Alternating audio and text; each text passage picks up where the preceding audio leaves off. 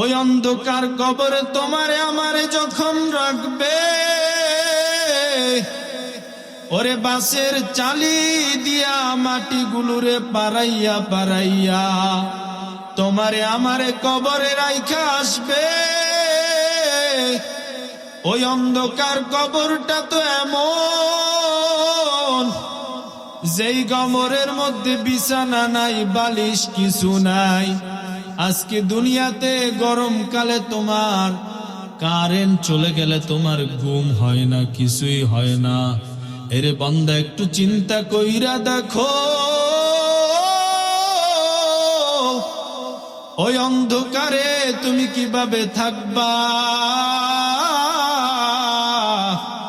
ওই অন্ধকার কবরে আমার আল্লাহ গুনাহগারকে রাখার পরে জাহান্নামের ফিরিস্তাকে বলবেন, ওরে জাহান্নামের ফিরিস্তারা,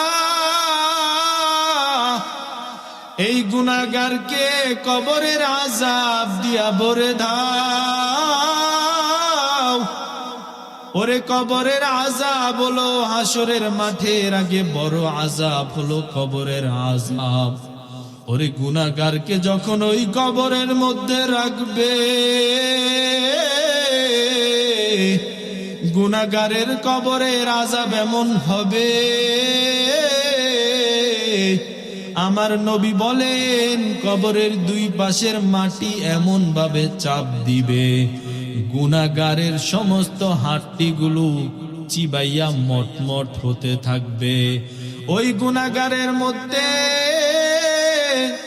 কবরের মধ্যে গুনাহগারকে প্রশ্ন করা হবে, রবের পরিচয় দাও। যখন গুনাহগার তখন বলবে, হা হা লা আদিরি, ওরে আমি তো কিছুই জানি না, আমি তো কিছুই জানি না, আমি তো রবের চিনি না। ওই অন্ধকার কবরে ফেরেশতারা প্রশ্ন করবে, তোমার ধর্মের পরিচয় দাও। গুনাহগার বলবে, হা হা লা আদরি, আমি তো কিছুই জানি না। ওই অন্ধকার কবরে গুনাহগারকে বলবে, ওরে তুমি রহমাতুল লিল আলামিনের পরিচয় দাও। গুনাহগার বলবে, হা হা লা আদরি, ওরে আমি তো কিছুই জানি না। আল্লাহ বলবে, ওরে কবরের ফিরিস্তা, এই কবরটারে জাহান্নামের আগুন দিয়া ভরে দাও। জাহান্নামের আগুনে পুরা কবরটা ভরে যাবে। একটা নয়, দুইটা নয়, 99টা সাপ আইসা ওই কবরের মধ্যে সোগল মারবে।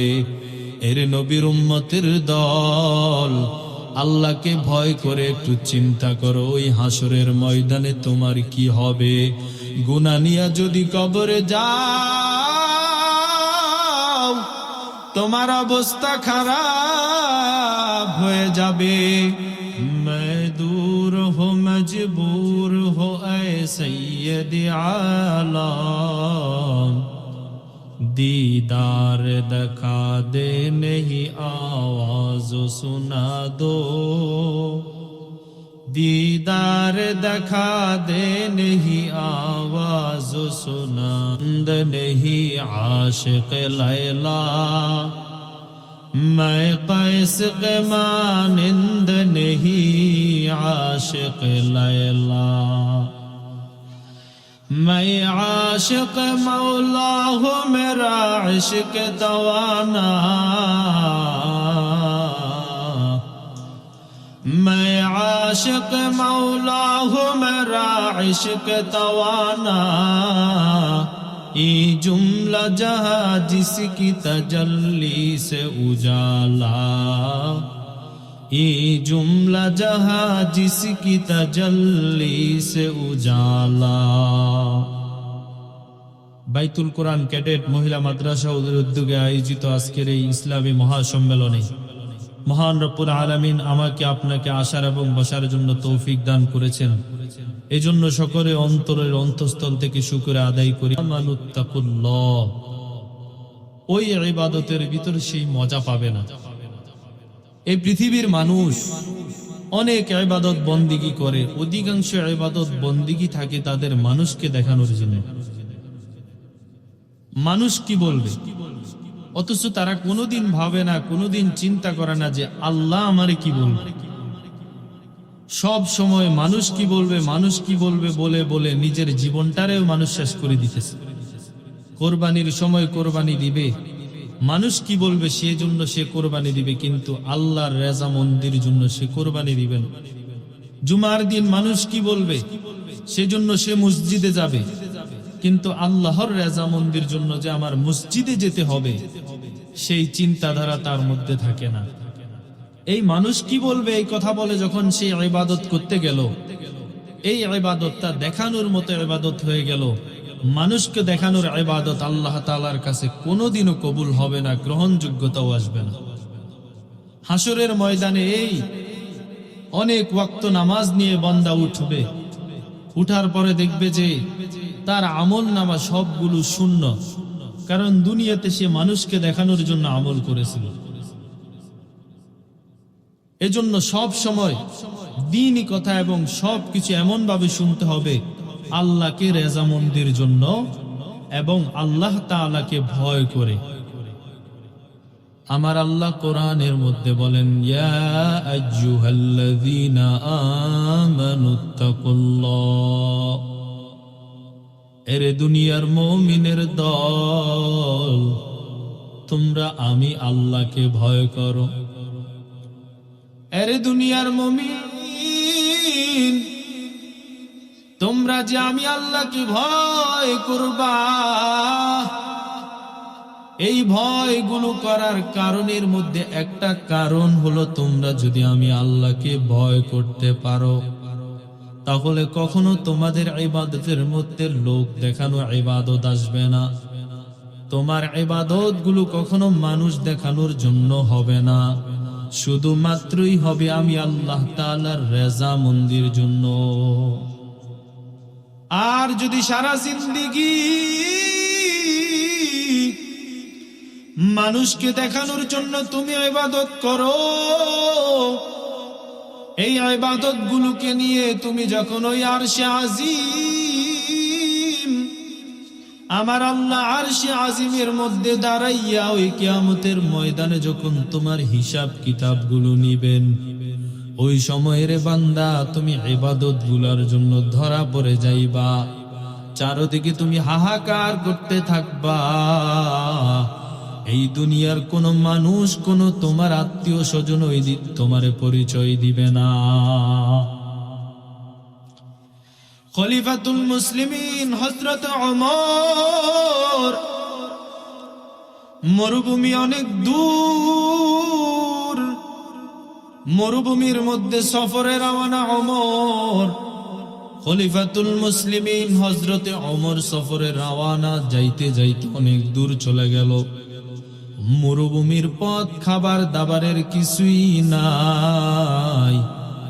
এমন সময় খলিফাতুল মুসলিমিন হযরত ওমর কি করবে, প্রচন্ড তার পেটের মধ্যে ক্ষুধা।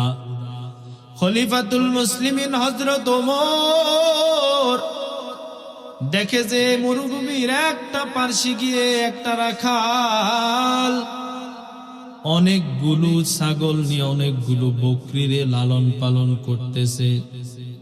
খলিফাতুল মুসলিমিন হযরত ওমর ওই বকরির রাখালের কাছে গেল, গিয়া বলল, এ বকরির রাখাল, আমি একজন মুসাফির মানুষ, তুমি আমাকে একটু দুধ দাও, বকরির দুধ দাও, আমি প্রাণ করব। খলিফাতুল মুসলিমিন এই কথা বলার পরে রাখাল বলে, ও হে মুসাফির, আমি আমার মালিকের অনুমতি ব্যতীত তোমারে দুধ দিতে পারবো না। খলিফাতুল মুসলিমিন ওই রাখালের তাকওয়াটা দেখে খলিফাতুল মুসলিমিন অবাক হয়ে গেলেন, নিজে থেকে কিছু প্রশ্ন করলেন, এ রাখাল, কেন তুমি আমারে দুধ দিবা না, কি কারণ কি? খলিফাতুল মুসলিমিন কে ওই রাখালটা উত্তর দিল, ওহে মুসাফির, তোমারে যদি আমি দুধ দেই আমার মালিকের কাছে আমি কি জবাব দিব? কারণ আমার মালিক, আমি যেই মালিকের গোলামি করি দুনিয়ার মধ্যে, ওই মালিক আমারে শুধু এগুলো লালন পালন করার জন্য দিয়েছে, কিন্তু কাউকে কিছু দেওয়ার জন্য দেয় নাই। এরে আল্লাহর গোলাম, ও নবীর উম্মতের দল, খলিফাতুল মুসলিমিন হযরত ওমর এক পর্যায়ে নিজে থেকে বললেন, ওহে রাখাল,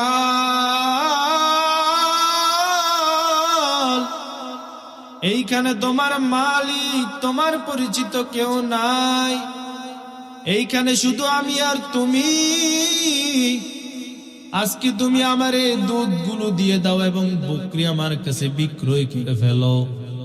বিক্রয় করার পরে যখন বিকাল বেলা তুমি এইগুলারে ঘরে নিয়ে যাইবা, তোমার মালিকের কাছে নিয়ে যাইবা, তখন বলবা যে একটা বকরি বাঘে খেয়ে ফেলেছিল। ওই রাখালটা শোনার পরে বলে, হয় মুসাফির, আমি কখনোই এই কাজ করতে পারবো না। তুমি কি জানো না,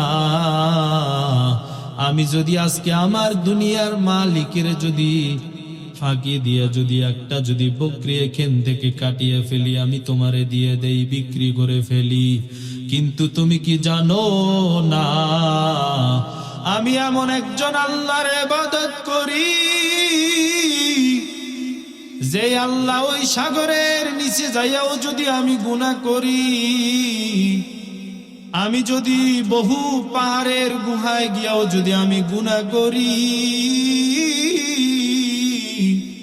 ওই পাহাড়ের পাদদেশে গুনাহ করার কারণে আমার আল্লাহ ওই জায়গায় আমারে দেখে।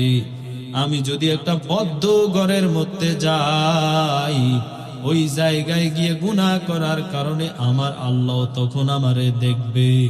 অতএব এই দুনিয়ার মালিক থেকে আমি ফাঁকি দিতে পারবো, কিন্তু ওই যে আমার বড় মালিক আমার আল্লাহ, ওই মালিকরে আমি কি জবাব দিব? খলিফাতুল মুসলিমিন ওই রাখালের তাকওয়া দেখে অবাক হয়ে গেলেন। রাখালকে বললেন, রাখাল, তুমি কি আমিরুল মুমিনিন হযরত ওমর কি চিনো? খলিফাতুল মুসলিমিন এই কথা বলার পরে রাখাল বললেন, হ্যাঁ চিনি, উনি তো আমাদের আমির, আমাদের বাদশাহ। বলে, এই যে তাকায় দেখো, তোমার সামনে আজকে যেই দাঁড়ানো সেই হলো খলিফাতুল মুসলিমিন হযরত ওমর। এরে নবীর উম্মতের দল, আমার আল্লাহ বলে তাকওয়ার মেডিসিন ছাড়া কোনো আমল আল্লাহর দরবারে কবুল হবে না। এই তাকওয়ার মেডিসিন ছাড়া কোনো আমল যদি তুমি দুনিয়াতে থেকে যদি ওই আখিরাতের নিয়ে যাও, ওই কবরের দেশে এমন কোন আমল যদি তুমি নিয়ে যাও, আমার আল্লাহ ডাইরেক্ট বলেন ওই আমলগুলো কখনোই আমার কাছে গ্রহণযোগ্য হবে না। বরং এরে বান্দা, এই আমলগুলো নিয়েও তোমার ওই দিন কিয়ামতের ময়দানে জাহান্নামের দিকে যেতে হবে। এরে দুনিয়ার মানুষ, এক নাম্বার বললাম তোমরা আমার আল্লাহরে ভয় করবা, এর একটা কারণ হলো তোমাদের ইবাদত গুলো যেন আল্লাহর কাছে কবুল হয়। দুই নাম্বার, তুমি যে ইবাদত গুলো করেছো আমার আল্লাহরে যদি ভয় করে যদি দুনিয়ার মধ্যে ইবাদত যদি তুমি করতে পারো, আমার আল্লাহ বলেন পুরা দুনিয়া সমগ্র জাতি তোমার গোলাম হয়ে যাবে। কান ধরে টান দিলে যেমন মাথাটা চলে আসে, ঠিক তেমন ভাবে দুনিয়া তোমার পিছনে পিছনে ঘুরবে। এর একটা প্রমাণ আপনাদের কাছে আমি দিয়ে গেলাম যে আমাদের বাংলাদেশের একজন মানুষ ছিলেন শাইখুল ইসলাম হযরতে আল্লামা আহমদ শফি রহমতুল্লাহ আলাই। তিনি যেদিন দুনিয়া থেকে চলে যাবে, দুনিয়া থেকে চলে যাওয়ার পর হাজার হাজার মানুষ তিনার জন্য চোখের পানি ফেলে কান্না করেছিল। এর বান্দা, আমি আর তুমি যদি দুনিয়া থেকে চলে যাই, আমার আত্মীয় স্বজন, আমার বন্ধু বান্ধব কিছুদিন পরে আমারে ভুলে যাবে। অধিকাংশ মানুষগুলো চিন্তা করবে আমি মরে গেলাম, ভালোই তো হলো, একটা সিট দুনিয়া থেকে চলে গেল। ওই আল্লাহর বান্দা মারা যাওয়ার পরে কিন্তু মানুষ কেন কান্না করেছিল? কারণ ওই আল্লাহর বান্দা ছিল আমার আল্লাহর কাছে এমন একজন পবিত্র খাঁটি বান্দা, যেই বান্দা আল্লাহর কাছে মকবুলিয়ত হয়ে গিয়েছিলেন। এই জন্য পুরা দুনিয়ার বাসী সমগ্র মানুষগুলা কান্না করেছিল। কথায় রয়েছে এমন জীবন করো গঠন, যে জীবন তুমি যদি মরে যাও যেন দুনিয়া তুমি হাসবে, দুনিয়া কাঁদবে। এই যে কিছুদিন আগের ঘটনা, বাংলাদেশের একটা যুবক ইনকিলাব মঞ্চের মুখপাত্র, ওই যুবকটা রাস্তা দিয়ে যাইতেছে, একটা সন্ত্রাসী বাহিনী এসে তারে গুলি করে ঠুলি উড়াইয়া দিল। আজকে সারা বাংলাদেশে তাকায় দেখো রে মানুষ, সমগ্র মানুষ, বাংলাদেশের মানুষ তার জন্য দোয়া করে, আয় আল্লাহ,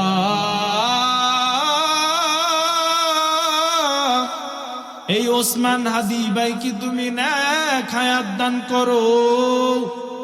কারণ ওই লোকটা সারা বাংলাদেশের মধ্যে যখন গরিবের উপর অত্যাচার হতো, যখন কোন পুলিশ মানুষের উপরে নির্দ্বিধায় নিরপরাধী মানুষের উপরে ঝাঁপিয়ে পড়তো, ওই লোকটা সব সময় গরিব দুঃখী আলেম ওলামার পিছনে থাকতো। গরিব দুঃখী আলেম ওলামাদের পিছনে সব সময় থেকে থেকে মানুষের বুক হয়ে সবার সামনে এগুলার প্রচার করত। ওই লোকটা আজকে যে এই মুহূর্ত অবস্থায় মৃত্যুর সামনে দাঁড়ানো, এই দুনিয়ার হাজার হাজার মানুষ, বাংলাদেশের লক্ষ লক্ষ মানুষ তার জন্য গভীর রাতে কান্না করে দোয়া করে, ও দয়ার মালিক, এই যুবকটাকে তুমি আমাদের মাঝে ফিরিয়ে দাও। কারণ বান্দা, এই পৃথিবীর মধ্যে যারা অন্যায়ের প্রতিবাদ করে, যারা এই দুনিয়ার মধ্যে অন্যায়ের প্রতিবাদ করে, তাদের সাথে ভালো মানুষ নাই। তাদেরকে কখনো ভালো মানুষ সঙ্গ দিবে না, তাদেরকে সঙ্গ দিবে খারাপ খারাপ মানুষগুলো, তাদের পিছনে লাগিয়ে যাবে। কারণ পালা ভালো মানুষগুলো কখনো ভালো ভালো মানুষগুলো অনেক সময় তাদের পিছনে লাগে যাবে। কারণ হলো, এই লোকটা যদি সংসদের মধ্যে চলে যায়, এই লোকটা যদি দুনিয়ার মধ্যে ফেমাস হয়ে যায়, সবাই যদি তার ভক্ত হয়ে যায়, তাহলে এই জীবনের মধ্যে, এই দুনিয়ার মধ্যে সবগুলো দুর্নীতিবাজ, দুর্নীতিমুক্ত সমাজ হয়ে যাবে। আর যদি দুর্নীতি মুক্ত সমাজ হয়ে যায়, তখন তোমার আমার সুদ খাওয়া চলবে না, তোমার আমার ঘুষ খাওয়া চলবে না।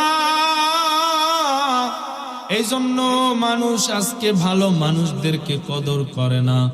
ভালো মানুষরা দুনিয়াতে থাকলে তাদেরকে সাপোর্ট পর্যন্ত তারা করে না। যেই সমস্ত মানুষগুলো অন্যায়ের বিরুদ্ধে করে না, অন্যায়ের প্রশ্রয় দেয়, ওই সমস্ত মানুষগুলোকে তারা বরং তাদের সাপোর্ট করে, তাদের দালালি করে। কথা বলেন ঠিক কিনা?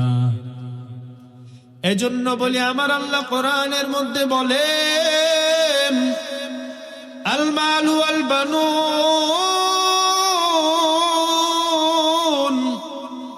জিনাতুল হায়াতিদ দুনিয়া ওয়াল বাকিয়াতুল সালিহাত খায়রুন ইনদা রাব্বিকা সাওয়াবা ওয়া খায়রুন আমালা। ওরে দুনিয়ার মানুষ, কিসের জন্য দুনিয়ার পাগল হয়েছ রে যুবক? যেই দুনিয়াতে এত বাড়ি গাড়ি করলা, তোমার বন্ধুর সাথে একটু কথা কাটাকাটি হইলে বন্ধু চেষ্টা করে তোমার কুলি মাইরা খুলি উড়াইয়া দিবে। যেই সন্তানদের জন্য তুমি সারা জীবন এত কষ্টই না করলা, সেই সন্তানগুলো আজকে তুমি বৃদ্ধ হওয়ার পরে সেই সন্তানগুলো তোমার খবর নেয় না, বাবা বলে তোমারে পরিচয় দেয় না। কোনদিন কি তুমি চিন্তা করেছো যে আল্লাহ তোমারে বানাইছেন, ওই আল্লাহ হলো তোমার দুনিয়ার মধ্যে সবচাইতে আপন। এই জমিনের মধ্যে আমাদের সবচাইতে আপন হলো আমাদের মা, ওই দুঃখিনী মা। কোন সন্তান যদি মারে না ডাকে, মায়ের উপর রাগান্বিত হয়ে যায়, মা চিন্তিত হয়ে যায়, খাওয়া দাওয়া বন্ধ করে দেয়। ওরে আব্বাজানের বিছানার পাশে আম্মাজান রাত্রেবেলা ঘুমায়, ঘুমের সময় আম্মাজান বিছানার মধ্যে বালিশের মধ্যে মাথা লাগাইয়া কান্না করে। কান্না করতে করতে চোখের মধ্যে পানিগুলো ভিজে ভিজে চোখের পানিগুলো বালিশের মধ্যে পড়ে। স্বামী বলে, ও আমার বিবি, এই রাতের গভীরে কেন তোমার চোখে পানি, তোমার কাছে কেন কান্নার আওয়াজ শুনি? মা বলে, ও স্বামী আমার, আজকে কতদিন ধরে আমার সন্তান আমারে আম্মু বলে ডাক দেয় না। আমার সন্তান আমার কাছে একটা মোবাইল দাবি করেছিল, তার শখের একটা বাইক চাইছিল, আমি তারে দিতে পারি নাই বলে সে আমারে আম্মু বলে ডাক দেয় না। ওরে সন্তান, তুমি কি জানো তুমি মায়ের কাছে 20 বছর বয়সে বাইক দাবি করো, বাবার কাছে বাইকের জন্য দাবি করো। তোমার মা বাবার কাছে টাকা থাকলেও মা বাবা তোমারে বাইক কিনে দেয় না, কারণ মা বাবা তো দেখে প্রতিদিন হাজার হাজার যুবকের লাশ, বাইক চালাইয়া কত যুবক মরে গেল। বাইক নিয়ে যুবক এখনো বিবাহ শাদীও পর্যন্ত করে নাই, পড়ালেখা করে। বাইক নিয়ে হাইওয়েতে গেল, সাথে সাথে ট্রাকের সাথে লাগাই দিল, সাথে সাথে ওই বাইক সহ সাথে সাথে সেই মারা গেল, দুনিয়া থেকে চলে গেল অল্প বয়সে। কারণ কোন মা চায় না তার সন্তান নিজে জীবিত থাকা অবস্থায় সন্তান ওই কবরে চলে যাক। এই জন্য মা বাবা সন্তান রে বাইক কিনে দেয় না, এই রাগে সন্তান তার সাথে কথা বলে না। আম্মাজান বলে, ও স্বামী আমার, আজকে 1 সপ্তাহ ধরে আমার আদরের সন্তান আমারে আম্মু বলে ডাক দেয় না। আমি খানা আনিয়া বসি, আমার মুখের ভিতরে খানা যায় না। আমি ঘুমাতে যাই, আমার ঘুম আসে না,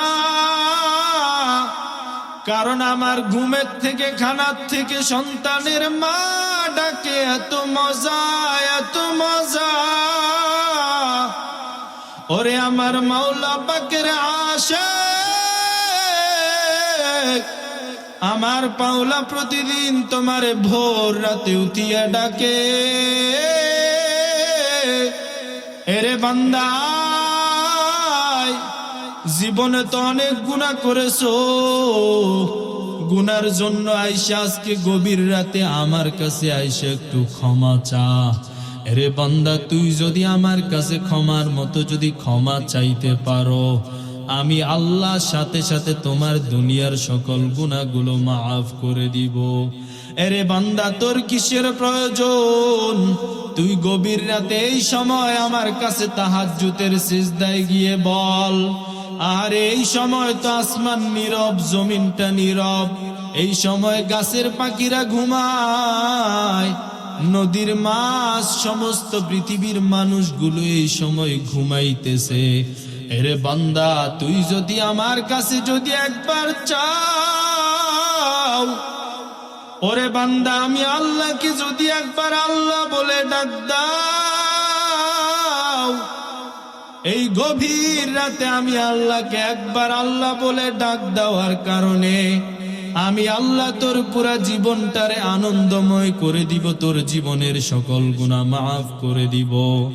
রে বান্দা, একটু তাকায়া দেখো, একটু চিন্তা করো। একটা সন্তান মাকে আম্মু বলে না ডাক দিলে মায়ের মনটা বেজার হয়ে যায়। যে আল্লাহ পাক আমারে আর তোমারে বানাইছে, আজকে কতদিন ওই আল্লাহরে তুমি একবার আল্লাহ বলে ডাক দাও না? ওই আল্লাহকে আজকে কতদিন একবার পর্যন্ত সিজদা দাও না? এরে বান্দা, আমার আল্লাহ বলে তুই মা বাবাকে ডাক, আমার কোনো বাধা নাই। তুই মাকে ডাকো, বাবাকে ডাকো, কোনো বাধা নাই। এরে বান্দা, তুই মা বাবাকে ডাকার ফাঁকে ফাঁকে কখন এসে যদি আমার একবার আল্লাহ বলে ডাক দাও, আমাকে যদি একবার আল্লাহ বলে ডাক দাও, আমার কুদরতের কলিজাটা ঠান্ডা হয়ে যাবে, আমি তোরে মাফ করে দিব। এরে বান্দা, আমি যদি তোরে মাফ করে দেই, এই দুনিয়ার আযাব, দুনিয়ার কোন জিনিস তোরে আক্রমণ করতে পারবে না। পুরা দুনিয়াতে তুই মজা পাবি, মজায় মজায় জিন্দেগি চালাইয়া তুই মৃত্যুর জন্য রেডি থাকবি। এই মৃত্যু যখন তোর সামনে আসবে, নবীজি বলেন, গুনাহগার যখন মারা যাবে, গুনাহগারের অন্তরের মধ্যে ভয়, ওই রুহুটা শরীরের প্রত্যেক অঙ্গ পতঙ্গের মধ্যে চলে যাবে। এমন জোরে রুহুটা ধরে টান দিবে, গুনাহগারের অবস্থা ওই সময় খারাপ হয়ে যাবে, গুনাহগার টের পাবে। আরে বান্দা, আজকে তুমি গুনাহ করো, পার্কে গিয়া মাইয়া নিয়ে ঘুরো, সিনেমা হলে যাইয়া গুনাহ করো, মোবাইলের মধ্যে রাত্রে শুয়ে শুয়ে একা একা গুনাহ করো। কোনদিন কি তুমি ভাবছো ওরে মাজায় গামছা লাগাইয়া ওই অন্ধকার কবরে তোমারে আমারে যখন রাখবে, ওরে বাঁশের চালি দিয়া মাটিগুলোরে পারাইয়া পারাইয়া তোমারে আমারে কবরে রাইখা আসবে। ওই অন্ধকার কবরটা তো এমন, যেই কবরের মধ্যে বিছানা নাই, বালিশ কিছু নাই। আজকে দুনিয়াতে গরমকালে তোমার কারেন্ট চলে গেলে তোমার ঘুম হয় না, কিছুই হয় না। এরে বান্দা, একটু চিন্তা কইরা দেখো, ওই অন্ধকারে তুমি কিভাবে থাকবা? ওই অন্ধকার কবরে আমার আল্লাহ গুনাহগারকে রাখার পরে জাহান্নামের ফিরিস্তাকে বলবেন, ওরে জাহান্নামের ফিরিস্তারা, এই গুনাহগারকে কবরের আযাব দিয়া ভরে দাও। ওরে কবরের আযাব হলো হাসরের মাঠের আগে বড় আযাব, হলো কবরের আযাব। ওরে গুনাহগারকে যখন ওই কবরের মধ্যে রাখবে, গুনাহগারের কবরের আযাব এমন হবে, আমার নবী বলেন কবরের দুই পাশের মাটি এমন ভাবে চাপ দিবে, গুনাহগারের সমস্ত হাড়গুলো চিবাইয়া মটমট হতে থাকবে। ওই গুনাহগারের মধ্যে, কবরের মধ্যে গুনাহগারকে প্রশ্ন করা হবে, রবের পরিচয় দাও। যখন গুনাহগার তখন বলবে, হা হা লা আদিরি, ওরে আমি তো কিছুই জানি না, আমি তো কিছুই জানি না, আমি তো রবের চিনি না। ওই অন্ধকার কবরে ফেরেশতারা প্রশ্ন করবে তোমার ধর্মের পরিচয় দাও। গুনাহগার বলবে হা হা লা আদরি, আমি তো কিছুই জানি না। ওই অন্ধকার কবরে গুনাহগারকে বলবে ওরে তুমি রহমাতুল লিল আলামিনের পরিচয় দাও। গুনাহগার বলবে হা হা লা আদরি, ওরে আমি তো কিছুই জানি না। আল্লাহ বলবে ওরে কবরের ফিরিস্তা, এই কবরটারে জাহান্নামের আগুন দিয়া ভরে দাও। জাহান্নামের আগুনে পুরা কবরটা ভরে যাবে। একটা নয়, দুইটা নয়, 99টা সাপ আইসা ওই কবরের মধ্যে সুগল মারবে। এর নবীর উম্মতের দল, আল্লাহকে ভয় করে একটু চিন্তা করো, ওই হাসরের ময়দানে তোমার কি হবে? গুনাহ নিয়া যদি কবরে যাও, তোমার অবস্থা খারাপ হয়ে যাবে। এরে নবীর উম্মতের দল,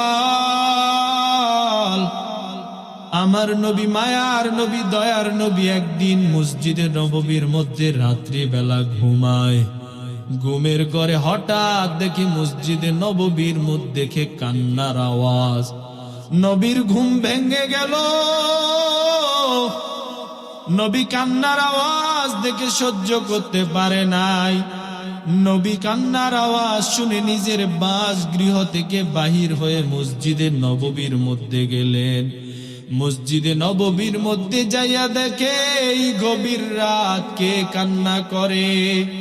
নবী তাকাইয়া দেখে সাধারণ কোনো মানুষ নয়, ওই জান্নাতের টিকিট প্রাপ্ত সাহাবী আবু বকর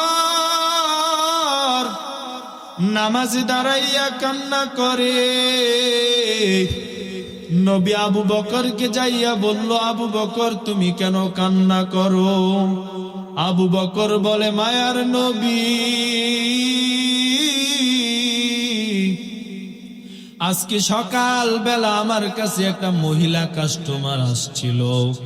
মহিলা বলে, মায়ার নবী,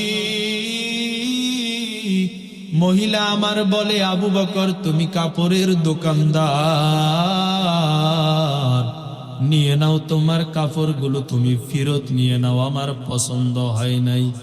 আমি বললাম, ওরে ভদ্র মহিলা, এতদিন পরে কেন আমার কাপড় তুমি আমারে ফেরত দিলা? ভদ্র মহিলা বলে, আমি কিছুই জানি না, তোমার এই কাপড় আমার কাছে পছন্দ হয় নাই। এই কথা বলার পরে আবু বকর কাপড়টা রেখে দিয়ে চিন্তা করলেন, ওরে আমারে তো আমার আল্লাহ এই দুনিয়াতে থাকা অবস্থায় জান্নাতের সার্টিফিকেট দিয়েছেন। ওই হাসরের ময়দানে সমস্ত মানুষগুলো যখন উলঙ্গ দাঁড়ায়া যাবে, ওই সময় আমার আল্লাহ আমারে প্রশ্ন কইরা বলবেন, ওরে আবু বকর তোমার জান্নাতের আমলগুলো, তুমি জান্নাতের টিকিটটা আমারে ফেরত দিয়া দাও। এই কথা বলার পরে আমি আবু বকরের কি উপায় হবে? আমি আবু বকর তারে কিভাবে আমি উত্তরটা দিব? আমার আল্লাহ যখন বলবে, রে আবু বকর তোমারে আমার নবীর বন্ধু বানাইলাম, তোমারে আমার নবীর সাথী বানানোর পরে তুমি কি আমল নিয়ে এসেছো? আমি আল্লাহর কাছে আমলগুলো পছন্দ হয় না, তোমার আমলগুলো আমার কাছে ফেরত দিয়ে দাও, তুমি জান্নাতের টিকিটটা ফেরত দিয়ে দাও। তখন আমার কি উপায় হবে রে পয়গম্বর? এই জন্য আজকে আমি গভীর রাতে নামাজে দাঁড়াইয়া দাঁড়াইয়া কান্না করি। ওরে নবীর উম্মতের দল, জাহান্নামের ভয়ে যদি আবু বকর সারা রাত কাঁদতে পারে, তোমার আমার কি হলো? তুমি কেন জাহান্নামের ভয়ে কাঁদতে পারবা না? তুমি কি এত বেশি আমল করে ফেলেছো? অথচ এই হাসরের ময়দানে তুই আমল যখন যেগুলা দেখবা, তোমার আমলগুলো আল্লাহ বলবেন, রে বান্দা, তোমার আমলগুলো আমার কাছে পছন্দ হয় নাই, তোমার আমলগুলো নিয়ে তুমি চলে যাও। এই সময় তোমার আমলগুলো নিয়ে চলে যাও। এই কথা বলার পরে তোমার কি হবে? এরে নবীর উম্মতের দল, কিসের জন্য পাগল হয়েছ রে যুবক? যেই দুনিয়াতে তোমার আল্লাহ ছাড়া আপন কেউ নাই। দুনিয়াতে তুমি অনেক কথা বলবা, বন্ধু দেখবা, অনেক মানুষরে দেখবা। কোন মানুষ, সবগুলো মানুষ আপন আপন সাইজা সইজা তোমারে ক্ষতিটা করে ফেলবে। যেই বন্ধুদের সাথে আজকে তুমি চলো, ওই বন্ধুগুলো তোমারে এমন ভাবে ক্ষতি করবে, ওই বন্ধুগুলো এমন ভাবে ক্ষতি করবে, ওই কিয়ামতের ময়দানে নবী বলেন, যার সাথে যার মোহাব্বত, তার সাথে তার হাসর হবে। ওই হাসরের ময়দানে তোমার বন্ধুদের কারণে তোমার জাহান্নামের মধ্যে যেতে হবে। আল্লাহ তাআলা রব্বুল আলামিন যাহা কিছু আলোচনা করেছি, আল্লাহ রব্বুল